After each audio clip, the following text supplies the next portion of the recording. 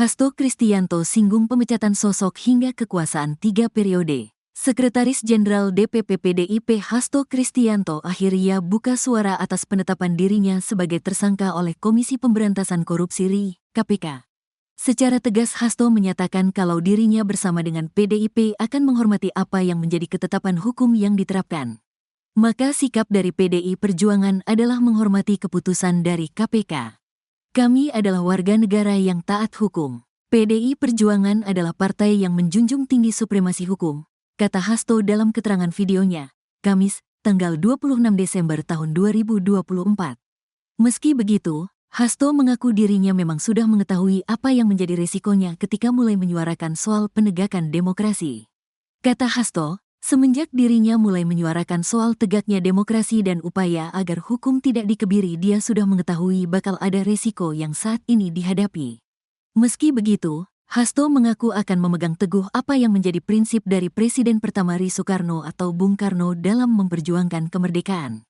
Kata dia, pada masa tersebut banyak upaya dari pemuda dan rakyat Indonesia yang dibungkam di masa pemerintahan Belanda.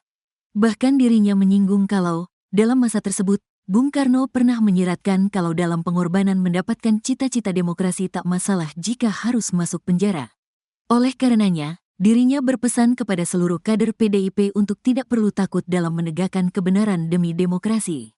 Diberitakan sebelumnya, Hasto Kristianto ditetapkan sebagai tersangka kasus suap terkait pergantian antar waktu anggota DPR periode tahun 2019 sampai tahun 2024 serta perintangan penyidikan. Ketua KPK Setio Budianto mengatakan bahwa KPK memiliki bukti bahwa Hasto bersama orang kepercayaannya terlibat suap yang diberikan ex-caleg PDIP Harun Masiku kepada ex-komisioner KPU Wahyu Setiawan. Surat perintah penyidikan, Sprindik, penetapan tersangka Hasto diterbitkan Komisi Anti Rasuah dengan nomor Sprin, Dik. 153, Dik. 00, tanggal 1 Desember tahun 2024 tanggal 23 Desember tahun 2024.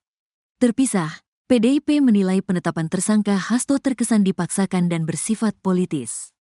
PDIP menduga bahwa Hasto sengaja dikriminalisasi karena lantang mengkritik penyalahgunaan kekuasaan yang terjadi pada akhir masa pemerintahan Presiden ke-7 Joko Widodo.